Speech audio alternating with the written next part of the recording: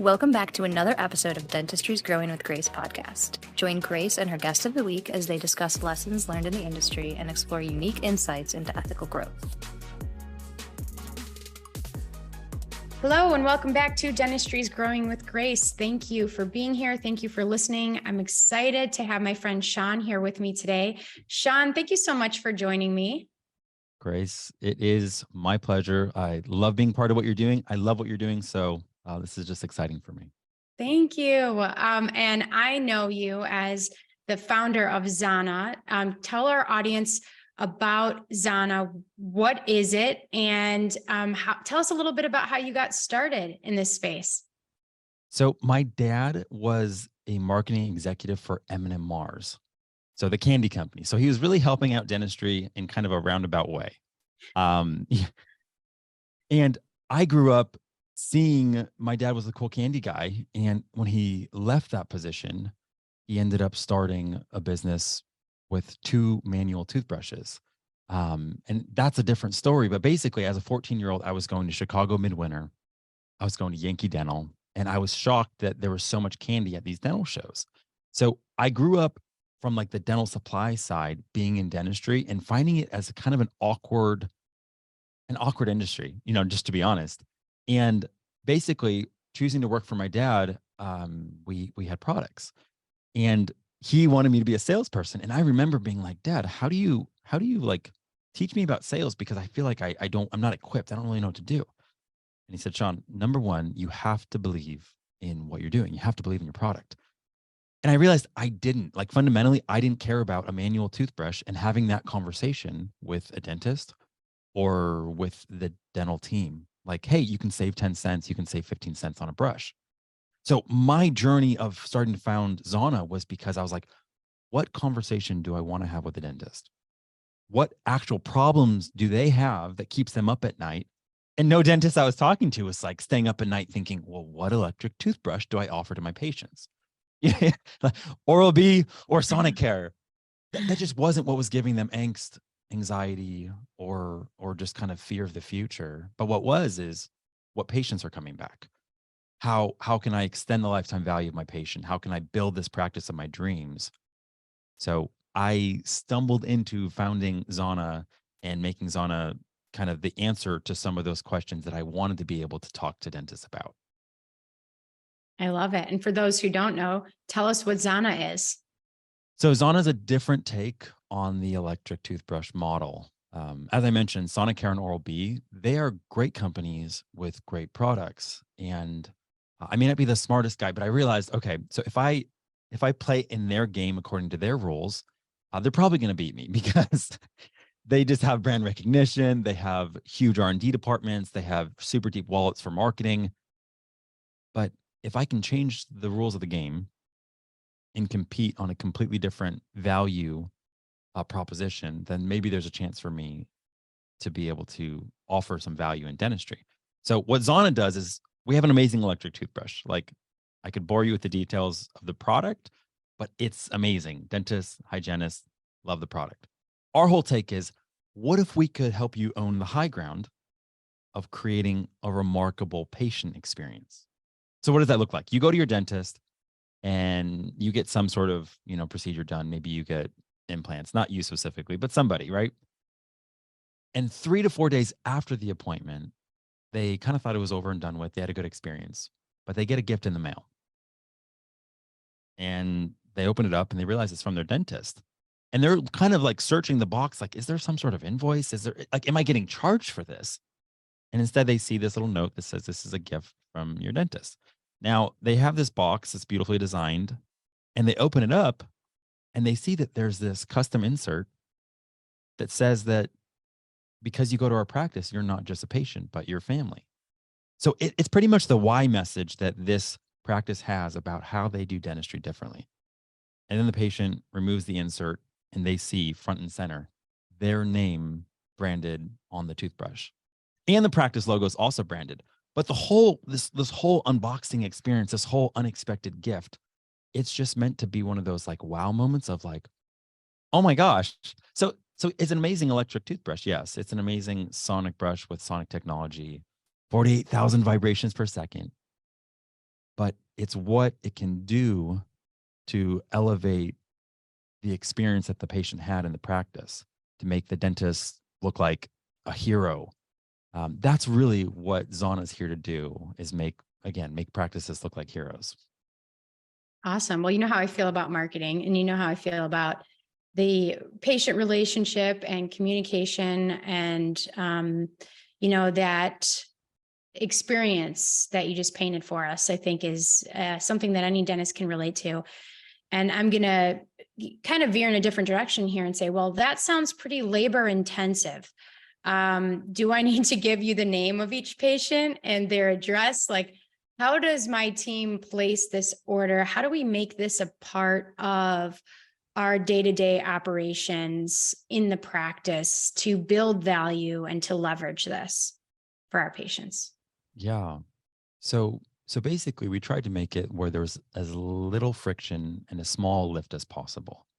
And our whole thing is like, you could give this away to every patient, but I don't think that makes any sense. I think it makes sense to strategically invest in patients that, like if I was starting a practice, I'd be paying attention. Which patients are coming through the door that have influence? Maybe they're a firefighter. Maybe they're, in the local chamber of commerce. Maybe they're one of those individuals that like 15 years ago would have had like a basket party at home.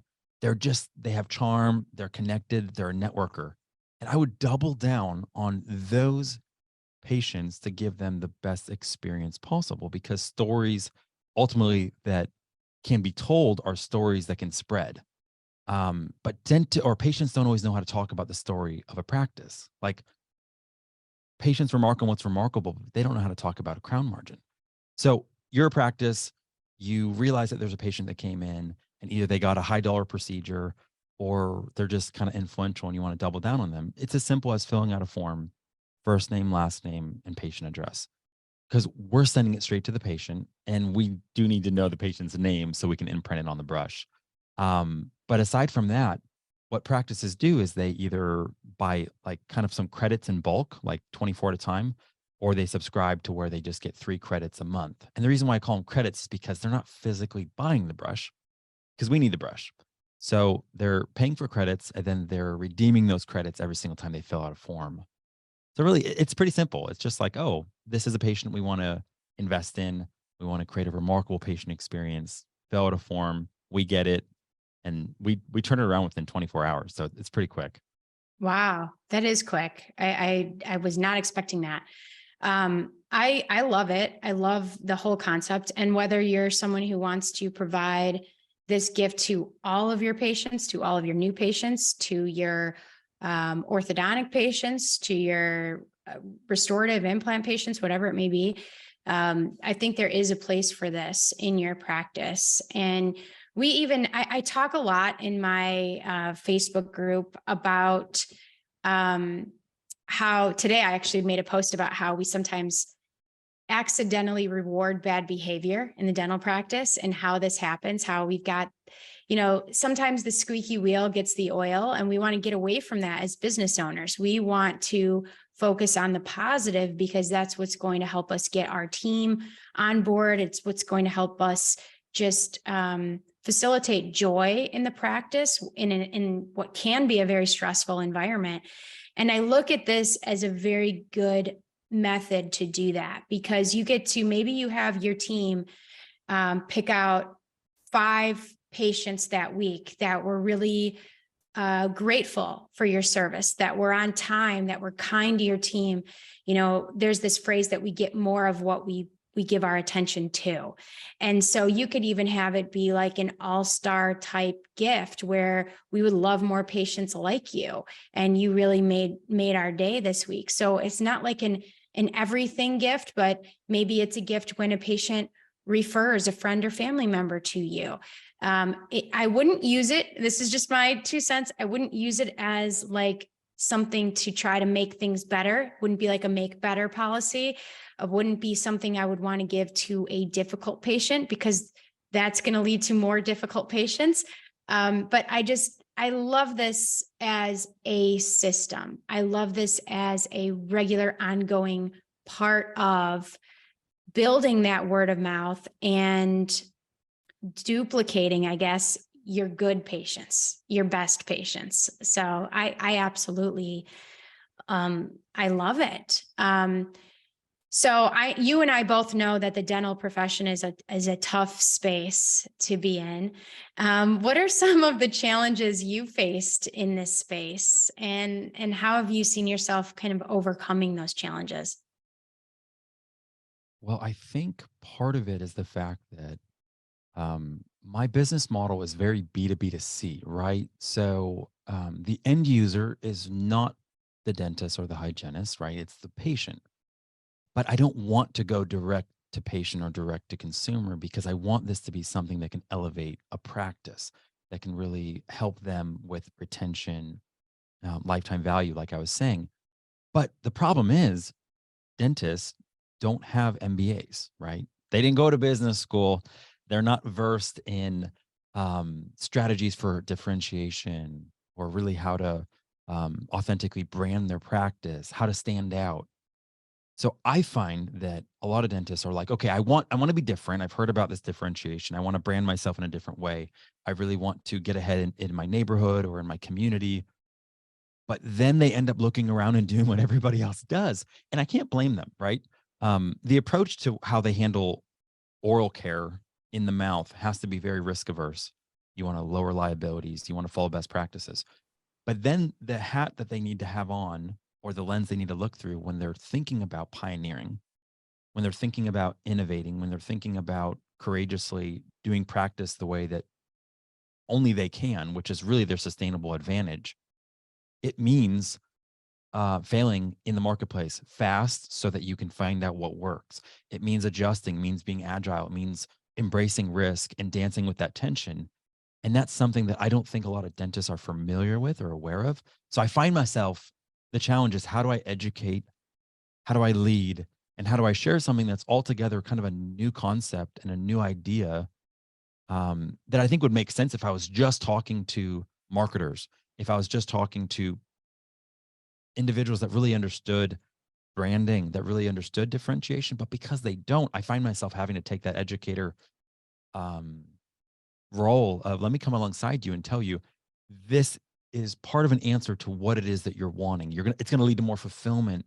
It's gonna lead to just more organic referrals because patients can now talk about something. It's easy to say, oh my gosh, my dentist is a rock star. I went to the practice, absolutely loved it. And then I got this amazing gift in the mail 4 days later, had my name on it. I even get free replacement heads for life. When I go back to that dentist, like, they just rock. They know how to talk about that. Most of what clinicians are proud of in their dentistry is not something a patient recognizes. You know, aside from it, if it makes a terrible looking smile, aesthetically, they don't know how to talk about the detail and the technical aspects of why this dentist is amazing or respected among the field. They don't know how to talk about any of those things. So it's kind of Mhm. like, it's more of their subjective experience of, do I feel connected? Do I feel like I belong to this practice? Or is there just some general indifference? Yeah. So really, it's just, I guess, educating dentists and having more of a patient long-term approach, Mhm. because at times it's been frustrating. Like, this is going to be so helpful. And it's like, oh, but I used to sell toothbrushes and I made money. Yes, you Mhm. made $5 every time you sold a brush. Like, how is that helping your P&L? It's not. But if you can get the lifetime value of a patient extended, or you get a patient that's sharing with other patients, or any of these things, those are massively can affect your bottom line. So Absolutely. Yeah, I love that. And um, I just want to say too, the patient perspective is when I leave my dental appointment for my cleaning, I'm going to get a goodie bag and it's going to have a toothbrush in it. And that's kind of come to be expected. This is not expected. And everyone is saying, yes, we create, these excellent patient experiences. And then I'm like, well, what do you do differently? And they're like, we're just really great, and it's like, well, what do you do differently? Like, give me one thing you do that's different. And a lot of times people can't really mention anything that they're really doing that's not expected from the patient. And so if you are, I'm just going to kind of throw out some situations that I think are appropriate. If you are, let's say, wanting to go fee for service, you're going to have to create a different patient experience. I think it's a no-brainer for an orthodontic practice. Every patient, every time, I think should have this type of gift to make that impression. And I do think it does make a difference. I think it is excellent marketing. And it's the kind of thing that when you give someone something, there is an inherent nature of reciprocity. So when you give and you grow through giving, your patients are going to want to give something back to you. And this isn't that you're buying their Google review. You're not doing anything unethical here to give or to gift something. You should know that human nature means you gave me something. My goodness, I'm going to want to give you something back. And what can they give you? They can give you reviews. They can give you referrals. They can just give you kindness at their next appointment. I do think it makes a really, really big difference. That being said, Sean, is there anything you want to share with our audience that maybe we haven't touched on today? Well, I was just going to throw something at you. I don't know if you want to indulge it for a moment, but I think one thing that frustrates me is that, like, I don't think dentists are aware of the context in which their relationships like are with their patients. And what I mean by that is, have you heard the expression that attention is the new oil in today's economy? No, but I understand the concept. Yeah. Okay. So the concept is, yes, like what made people incredibly rich from, decades ago or a century ago, like attention is the new thing. So it's like, how does a dental practice leverage attention when they only get this tiny little piece of a patient when they're in the op every 3 to 6 months, right? So so the context that I would say is like, I know it sounds weird because you're not like legally, just ignore what I'm about to say. But I feel like dentists, it's almost like they're dating their patient, but they have like 3,000 patients that they're dating.